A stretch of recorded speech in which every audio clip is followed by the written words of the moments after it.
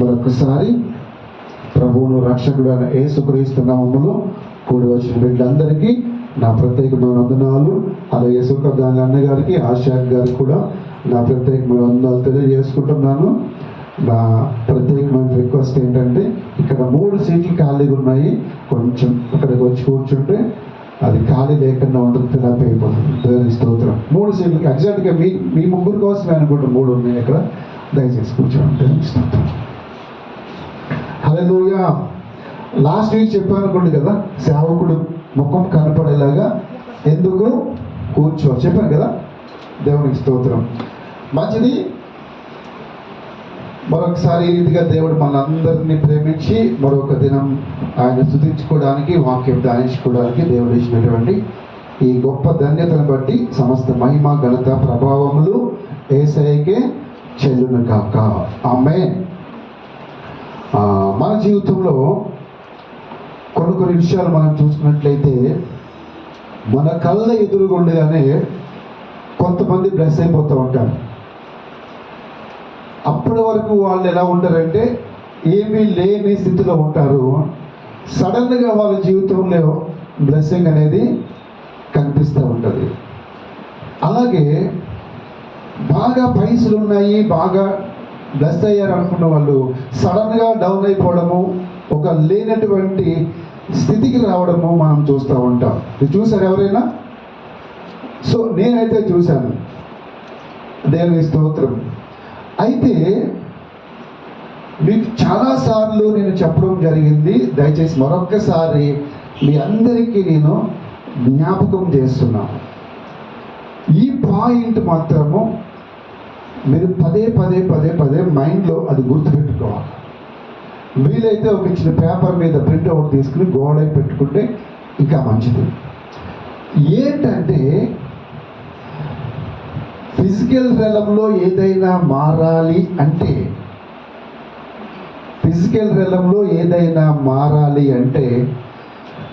Spiritual రెలంలో మారాలి. Spiritual రెలంలో మార్పులు వచ్చిన తర్వాతనే ఫిజికల్ రెలంలో మార్పులు అనేవి వస్తాయి. అంతేగాని సడన్గా జరిగిపోదు. తెలుసా? సడన్గా ఏది కూడా జరిగిపోదు. మీరు బైబిల్ చదవండి. సడన్గా యాక్సిడెంట్ అయిందంటారు కదా, సడన్గా యాక్సిడెంట్ అవ్వదండి. బైబిల్లో ఉంది, నెతుక్కుంటే కనిపిస్తుంది. సడన్గా యాక్సిడెంట్ ఎందుకు అవుతుందని కూడా బైబిల్లో ఉంటుంది. అది పరిశుద్ధాత్మ దేవుడిని అడిగితే మీకు స్పష్టంగా రివీల్ చేస్తాడు.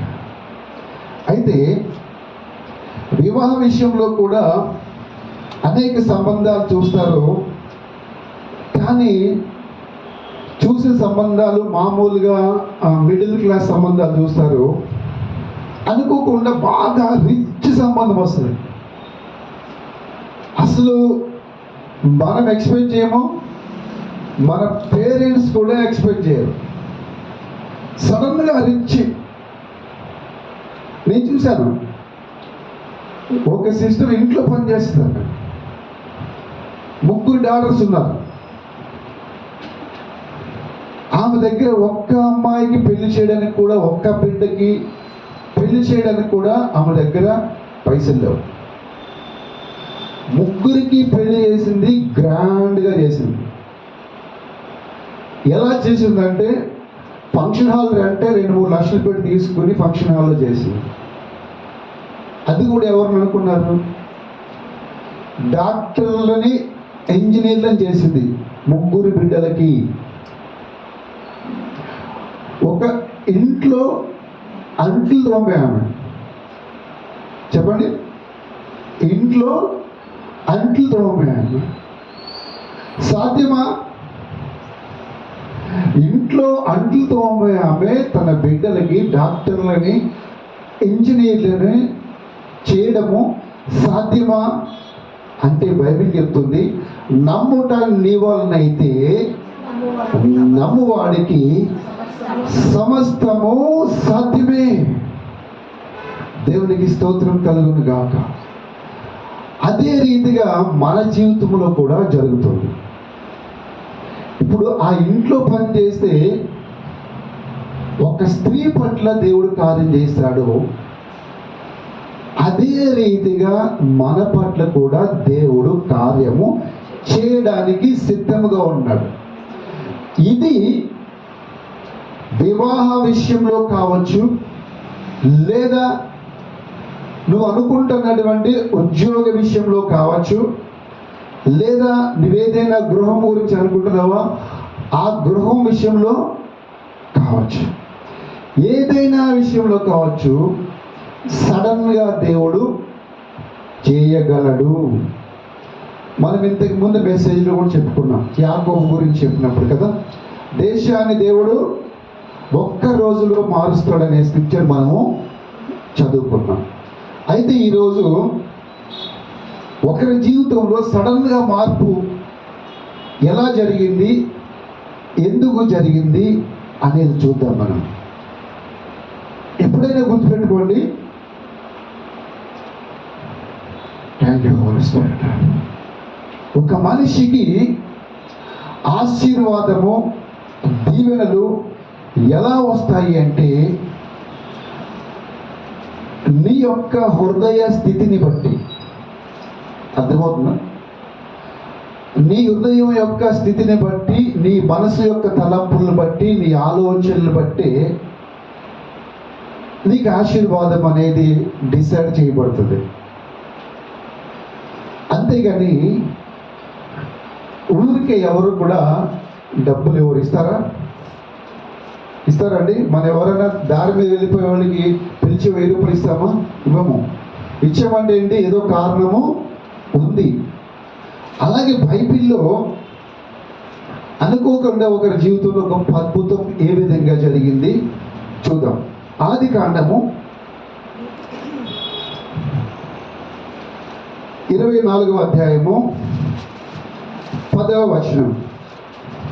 అమ్మ ఒక్కసారిగా బైబిల్ చదివిన వాళ్ళు ఉన్నారు ఎవరన్నా ఇక్కడ? ఒక్కసారైనా చదివారా? దేవుని స్తోత్రం. ఎందుకంటే ఒకసారి బైబిల్ చదివితే మనకి చెప్పడానికి ఈజీగా ఉంటుంది. అందుకని చదవండి. అతడు తన యజమానుని ఒంటెలలో 10 ఒంటెలను తన యజమానుని ఆస్తిలో శ్రేష్టమైన నానా విధములగు వస్తువులను తీసుకొని పోయెను.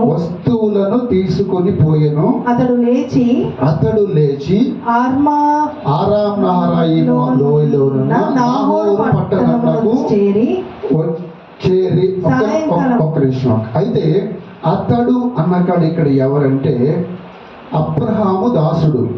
ఎవరండి? ఎవరైనా ఎలియాజరు ఏం చేశాడంటే, అబ్రహాం ఏం చేశాడంటే, నేను అక్కడికి రాను, నీవు వెళ్ళి నా కొడుకుకి ఇస్సాకుకి భార్యని నీవే తీసుకుని రా అని చెప్పి ఎవరిని పంపించాడు? ఎలియాజరుని పంపించాడు. సో ఎలియాజరుని వివాహ సంబంధానికి పంపించినప్పుడు ఎలియాజరు ఇప్పుడు ఎక్కడికి వెళ్తున్నాడు? వివాహ సంబంధానికి వెళ్తా ఉన్నాడు.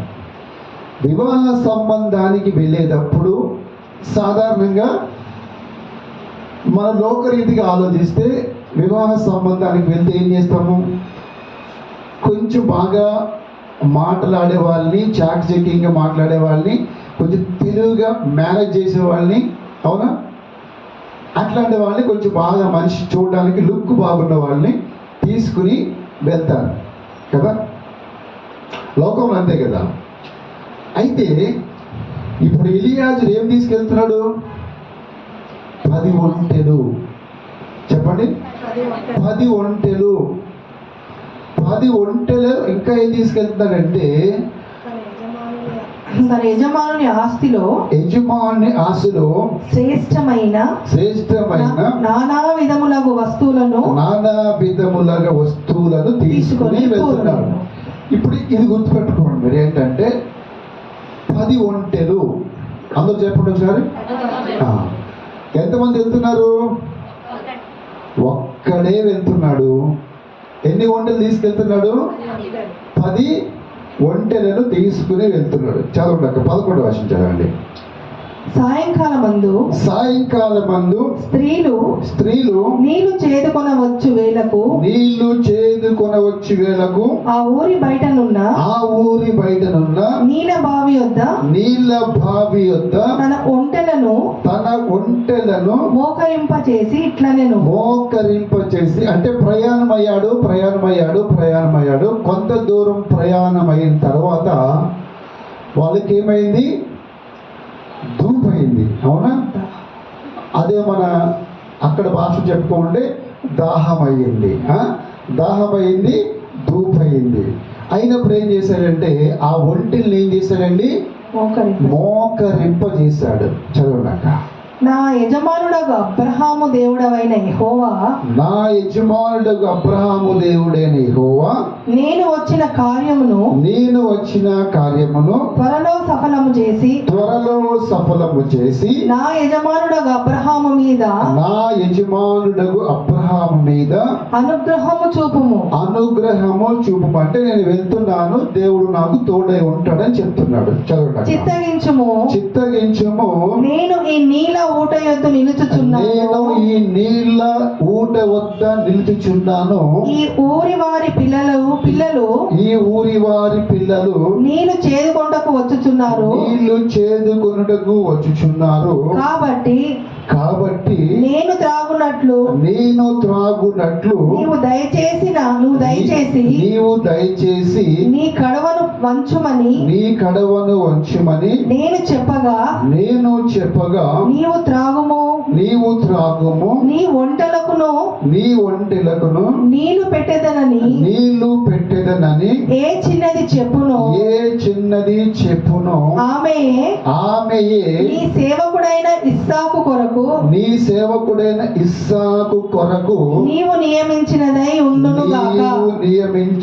ఉండునుగాక. అందువలన నీవు నా యజమానుని మీద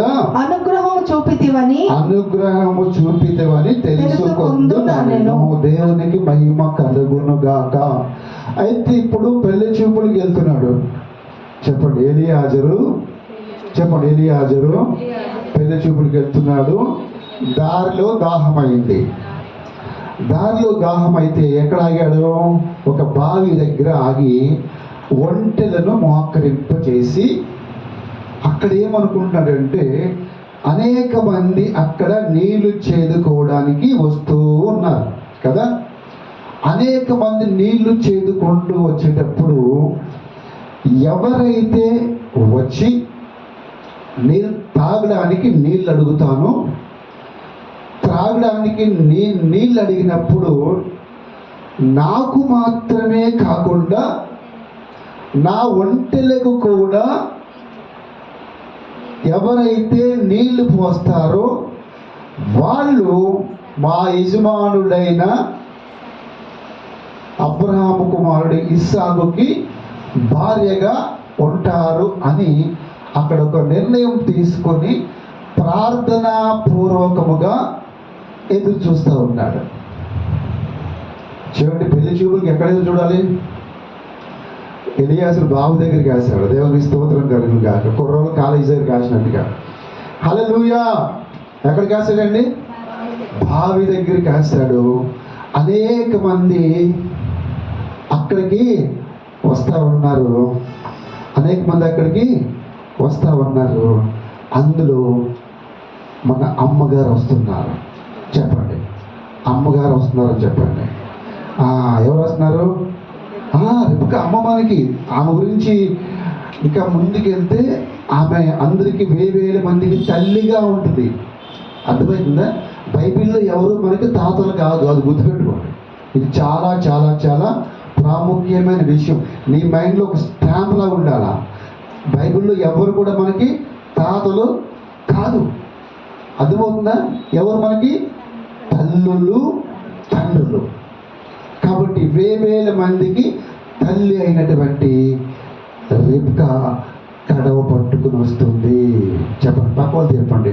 రిబ్కా తల్లి కడవ పట్టుకుని బావి దగ్గరికి వస్తుంది.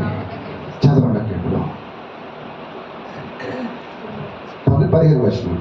అతడు మాటలాడుట చాలింపక ముందే అబ్రహాము సహోదరుడైన నాహోరు భార్య మిల్కా కుమారుడైన బెతూయేలుకు పుట్టిన రిబకా కడవ భుజం మీద పెట్టుకొని వచ్చాను. ఎవరు వస్తారు? రిబ్కా. చెప్పండి. రిబ్కా వచ్చేసింది. హల్లెలూయా. రిబ్కా ఎక్కడికి వచ్చింది? బావి దగ్గరికి వచ్చింది. చదవండి అక్క. ఆ చిన్నది మిక్కిలి చక్కనిది ఆమె కన్యక. ఏ పురుషుడును ఆమెను కూడలేదు. ఆమె ఆ బావిలోనికి దిగిపోయి కడవను నీళ్లతో నింపుకొని ఎక్కి రాగా ఒక్క నిమిషము. ఇప్పుడు పాత నిబంధన గ్రంథంలో పూర్వకాలము, మన తాత ముత్తాతల కాలంలో బావి అంటే బావికి స్టెప్స్ ఉంటాయి. బావికి ఏముంటాయి? మనము ఫస్ట్ ఫ్లోర్ నుంచి సెకండ్ ఫ్లోర్కి ఎలాగేస్తామో అదే రీతిగా స్టెప్స్ దిక్కుని ఒక్కో స్టెప్ దిగి కిందకి వెళ్ళి కొంచెం ఒక్కొక్క చెంబు బిందులో పోసుకుని మళ్ళా అవే స్టెప్స్ ఎక్కుని పైకి రావాలి. ఇప్పుడు ఏం చేసింది రిబ్కా తల్లి? రిబ్కా ఏం చేసింది? బావిలోకి దిగి చూడగా బావిలోనికి దిగిపోయి కడవను నీళ్లతో నింపుకొని పైకి వచ్చింది. ఓకే, చదవండి. ఆ సేవకుడు ఆమెను ఎదుర్కొనుటకు పరిగెత్తి నీ కడవలో నీళ్లు కొంచెము దయచేసి నన్ను త్రాగనిమ్మని అడిగాను. ఇప్పుడు ఏం చేశాడంటే ఎలియాజరు అడుగుతున్నాడు, ఏమని? అమ్మ, నాకు కొంచెము తాగడానికి నీళ్లు ఇవ్వమ్మా అని చెప్పి. ఇప్పుడు నీళ్ళు ఆమె ఎంత కష్టపడి పైకి తెచ్చుకుంది కదా. మామూలుగా అంత కష్టపడి పైకి తెచ్చుకుని నీళ్ళు ఇవ్వాలంటే కష్టం, అవును. మనకైతే రెడీమేడ్గా ఫ్రిడ్జ్లో వాటర్ ఉంటుంది కాబట్టి టక్మని తీసి బాటిల్ ఇచ్చేస్తాం, బిస్లరీ బాటిల్ కదా. అదే బావిలో నుంచి తీసి ఇవ్వాలంటే చాలా కష్టమైన పని. ఇప్పుడు ఎలియాజరు మనిషిని అడిగాడు. చదవండి. అందుకామె అయ్యా త్రాగుమని చెప్పి త్వరగా తన కడవను చేతి మీదకి దించుకొని అతనికి దాహం ఇచ్చెను. దేవునికి స్తోత్రం. ఏం చేసిందంట? అతనికి దాహం ఇచ్చింది. యాక్చువల్గా ఈ చాప్టర్ అంతా కూడా మామూలుగా చదువుకుంటే మామూలుగానే అర్థమవుతుంది. నాకు తెలిసి ఈ ఒక్క చాప్టరే 4 వారాలు మనం బోధించుకుంటాం. ఎన్ని వారాలు? 4 వారాలు. ఒక్కో వారం ఒక్కో డైమెన్షన్లో మనం వెళ్తాం అన్నమాట. అయితే ఇక్కడ ఏం జరిగింది? అందుకామె అయ్యా త్రాగుమని చెప్పి ఏం చేసిందంట? మరియు త్వరగా కడవని దింపుకొని. ఎలా దింపుకుంది?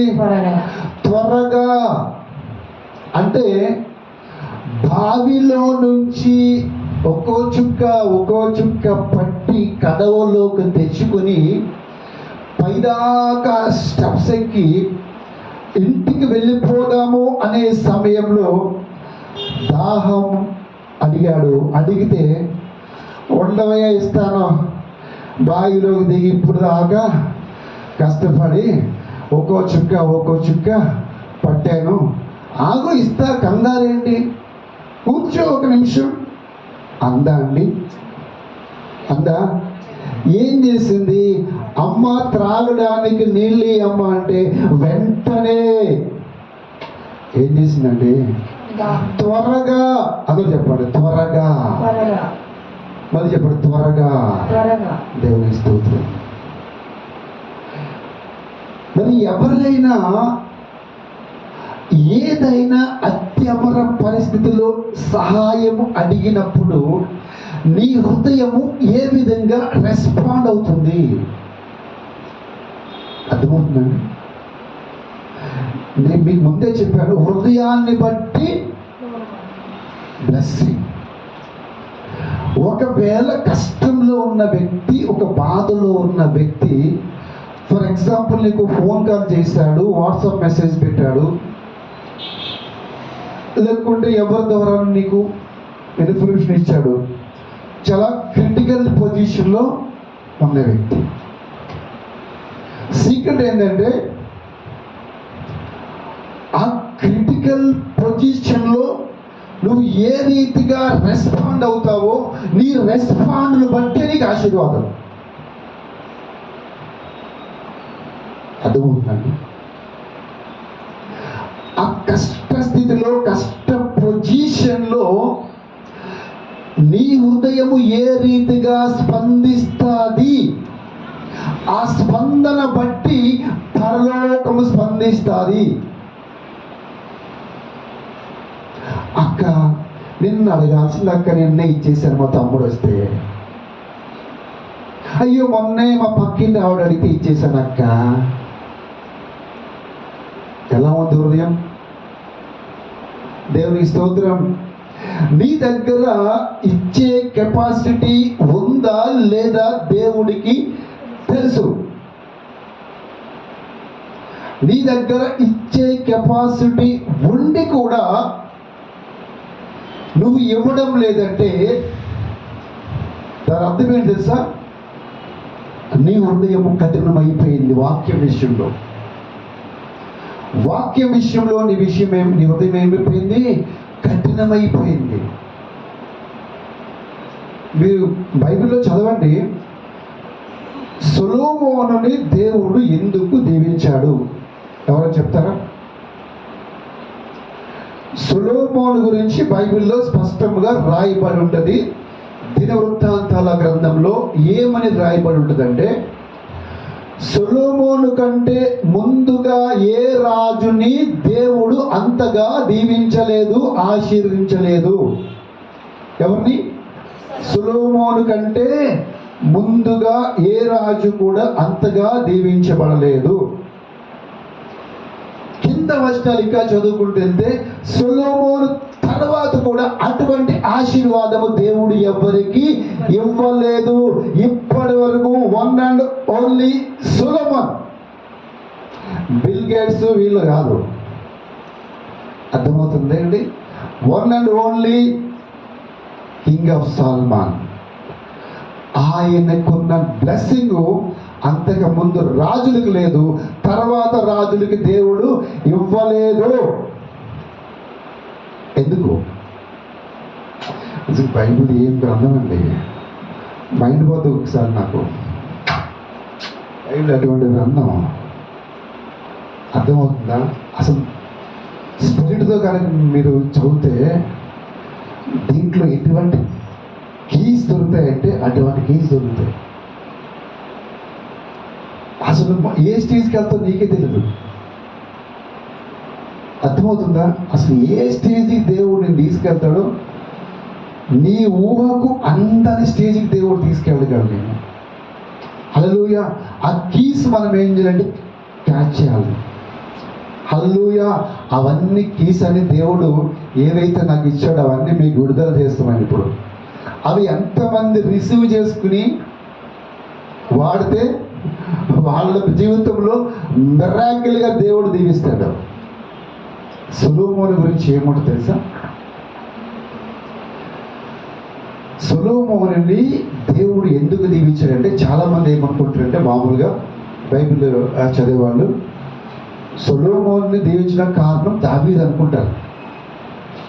వాళ్ళ నాన్నగారు అప్పుడు మందిరాన్ని కడతానంటే వాళ్ళ నాన్నగారిని దావీదుని కట్టొద్దన్నాడు కాబట్టి సొలొమోను కట్టాడు, సొలొమోనుకి ఆశీర్వాదం వచ్చింది అనుకుంటారు. అది ఒక పక్క. అర్థమవుతుందా? ఇంకొక సైడ్ ఏముంటుందంటే,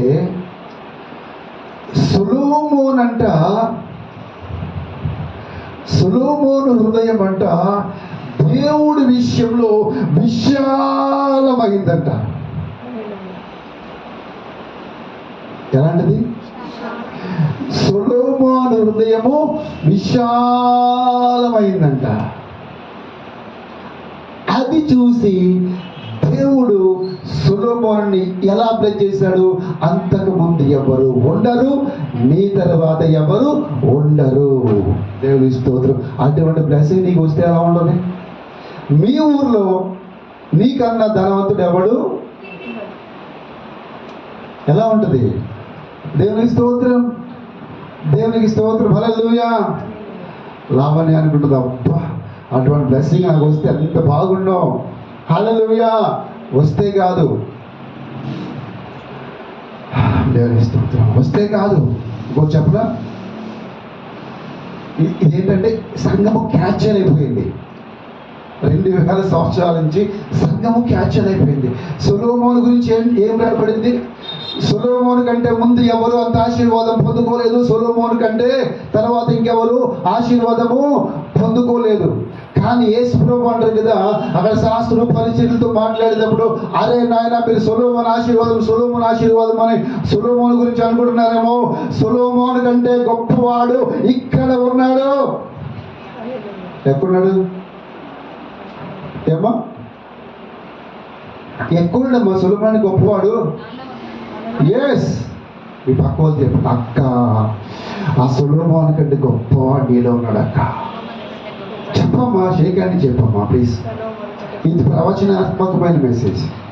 సొలొమోను కంటే గొప్పవాడు. దేవునికి స్తోత్రం. ఈ లింక్స్ క్యాచ్ చేసుకోవాలి మనం. అర్థమవుతుందా? ఈ లింక్స్ క్యాచ్ చేసినప్పుడే ఆ టేస్ట్, ఆ మధురంగా ఉంటుంది మనకి. హల్లెలూయా. ఇక్కడ మనం గమనించాల్సిన విషయం ఏంటంటే, ఉదయం నీళ్లు అడగగానే సనుక్కోకుండా, చిరాకు పడకుండా ఏం చేసిందంట? కడవ త్వరగా దింపిందంట. దింపి ఏం చేసింది? చదవక. మరియు ఆమె అతనికి దాహం ఇచ్చిన తరువాత నీ ఒంటెలు త్రాగు మట్టుకు వాటికి నీళ్లు చేదిపోదుమని చెప్పి ఏం చేసింది? త్వరగా. ఒక్క నిమిషం అండి. ఇప్పుడు ఎలియాజరు అడిగాడా? అమ్మా నా దాహం తీర్చేవమ్మ తల్లి, మా ఒంట్లు పాపం అలాగే చూస్తున్నాయి, ఆ ఒంట్లు కూడా కాస్త పోయి రాదే అన్నాడా? కానీ ఇక్కడ గమనించండి, ఎలియాజరు నీళ్లు తాగుతున్నాడు. అర్థమవుతుందా? ఎలియాజరుకి రిబ్కా ఏం చేస్తుంది? నీళ్లు పోస్తా ఉంది. ఒక్కసారి మీరు జస్ట్ ఇమాజిన్ చేసుకోండి, ఇమాజినేషన్. ఎలియాజరుకి నీళ్లు పోస్తా ఉంది రిబ్కా, అవునా? ఎలియాజరుకి నీళ్లు పోస్తా ఉంటే, నీళ్లు పోస్తూ ఎలియాజరుకి నీళ్లు పోస్తూ పక్కగా చూసే వరకు ఒంటలన్నీ కూడా ఆశతో రిబ్కా చూస్తున్నాయి. అమ్మా రిబ్కా, మా సంగతి ఏంటమ్మా? ఆయన బాగానే పోస్తున్నాం అడిగాడు కాబట్టి, మాకు నోరు లేదు, మేము అడగలేం తల్లి రిబ్కా తల్లి అని ఒంటలన్నీ ఎవరికి చూస్తున్నాయి? చెప్పండి. ఒంటలన్నీ రిబ్కా వైపే చూస్తున్నాయి. రిబ్కా ఎలియాజరుకి నీళ్లు పోస్తూ ఎవరి వైపు చూస్తుంది? ఒంటెల వైపు చూస్తా. హల్లెలూయా. ఇప్పుడు ఈ తాగిన తర్వాత ఏమంది? అయ్యా ఎలియాజరు, నీకు ఓకే, నువ్వు తాగావు కదా, ఇప్పుడు నేను నీ ఒంటెలకు కూడా నీళ్లు పోస్తాను. ఇక్కడ ఇంకో సిచ్యువేషన్ ఏం తెలుసా? బైబిల్లో అక్కడ లోపల వాళ్ళ స్పిరిట్లు, మనసులు, హృదయాలు ఏ విధంగా కదులుతాయో అవన్నీ తెలుసుకోవాలి. అప్పుడు నేను అసలు బైబిల్ చదివితే మామూలుగా ఉండే వెళ్ళి గంతులేస్తాను. అర్థమైందా? నేను ఒక్కొక్క ఇంట్లో కేకలేస్తుంటాను, కిచెన్ రూమ్లోకి వెళ్ళి బరబర్ లాక్కొచ్చి కూర్చోబెట్టి విన్నాను చెప్తా. హల్లెలూయా. దేవుడు రివీల్ చేస్తాయి. ఎప్పుడైతే రిబ్కా ఏమంది? అయ్యా నువ్వు తాగావు కదా, నీ ఒంటెలకి వాటికి కూడా నేను నీళ్లు పోస్తా అని రిబ్కా అనగానే, ఇక్కడ నీళ్లు తాగుతున్నటువంటి ఎలియాజరు అనుకున్నాడు, ఈమె నా యజమానుడైన అబ్రహాము కుమారుడైన ఇస్సాకు భార్య ఈమె నాకు దొరికేసింది బావి దగ్గర. ఎందుకు? నేను ఏదైతే అనుకుని ఇక్కడ మోకరించానో, నేను దాహము తీరిన తర్వాత, నాకు నీళ్లు పోసిన తర్వాత, నా ఒంటికి ఎవరైతే నీళ్లు పోస్తారో ఆమెనే నా ఇస్సాకుకి భార్య అని నేను అనుకున్నాను. ఇప్పుడు నేను నీళ్ళు తాగిన తర్వాత ఈ రిబ్కా తల్లి నా ఒంటికి కూడా నీళ్లు పోస్తానంది కాబట్టి ఈమెనే. వావ్! లోపల ఎలియాజరు ఖుషీ అయిపోయాడు కదా. పెళ్లి పెట్టి ఎంత తొందర దొరికేసిందో పెళ్లి కూతురు కదా. పెళ్లి కూతురు వెతుకుతున్న తీగి కాలుకి తగిలింది అంటారు కదా. హల్లెలూయా! వెళ్ళకుండా మార్గ మధ్యంలోనే దొరికేసింది. ఎలియాజరు ఎంతో ఖుషి అయిపోతున్నాడు.